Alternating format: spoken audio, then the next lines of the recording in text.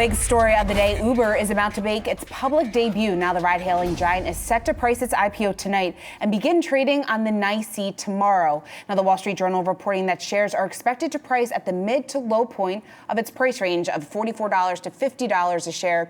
We have Ryan Patel, Global Business Executive and Drucker School Senior Fellow, along with Ted Oakley, Oxbow Advisors Managing Partner. Thank you both for being here. Ted, I'm going to start with you. This Wall Street Journal report that they're expecting Uber to price at the mid to low range of the guidance that they've given. I mean, is this just because they're not trying to push their luck like Lyft did? They saw what happened to Lyft in the few days following their IPO, and they simply don't want to have the same results? Shauna, that's probably close to it. I mean, you know, it's hard to price companies anyway that don't make money. I mean, you can price profit. It's hard to price loss. And I think that's what you said is true. You've had a couple of these that have come the last couple of months, and they're getting skittish on it. They're getting a little bit skittish on it, but I know I was going through your notes earlier, and you were saying that Uber's filing didn't provide enough detail. You were looking for a little bit more information. What was missing from the filing that you wanted to see? Well, you'd like to see how they plan to make money on a net basis in some more detail than what you have. One of the problems about these two companies, both Uber and Lyft, is that they're not to the point to where you can really see that profit. Now, we don't own these two companies, and we won't, but I'm just saying that's what we look for. We're looking for a company. You've got to get us something that we can get in some detail about that business plan to see, hey, where do you see that money coming from and when? Ryan, over the last couple of weeks, we've been talking about how Lyft stacks up against Uber, which one is a better investment. When you take a look at the two business models, I mean, they're very different from one another. Lyft is more of a pure play. We have Uber, which is more of a platform. Which company do you like better?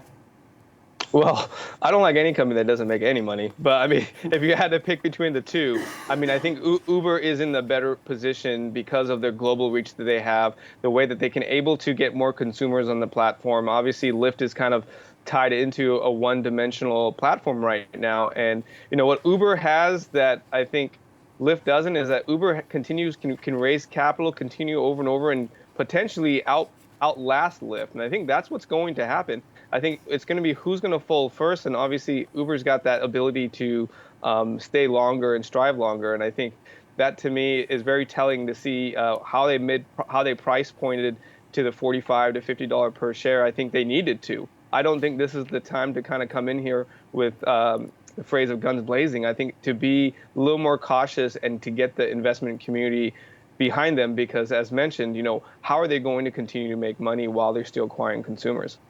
Ted, a lot of times IPOs are viewed as riskier bets. We've had a very volatile stock market in just the last couple of days when we've gotten the latest headlines out of Washington in terms of trade. When you see that type of activity in the markets, when you look at big IPOs making their public debut, do you think that is going to reduce demand for some of these big unicorns that are coming to the markets?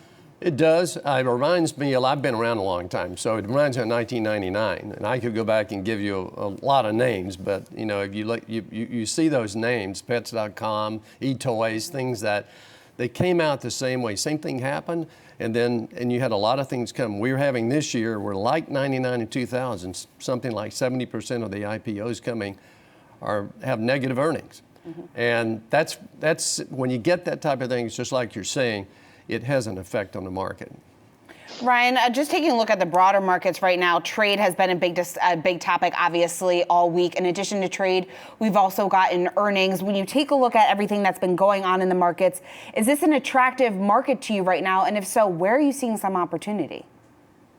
Well, if you've got the appetite for some risk and can go the ups and downs when, you know, someone can tweet and the market can change, then yeah, this is the time to get in and get out on the dips. You know, I think the places where I still feel that there is room to grow in certain industry, I think the services and manufacturing is a very interesting category for me. I mean, even tech. I think we mentioned how many IPOs came this year. Look at what Zoom has done. Look at what Beyond has done. You know, they've done a pretty good job and beat IPOs. And typically when there's an IPO price that comes out, they, on average, don't really hit that number right away. So like I said, I think it's very interesting to see how the trade conversations play effect to this, because as of tomorrow, we'll see if the deadline goes to 25% tariffs on all goods that rely on China exports and imports. So we'll see.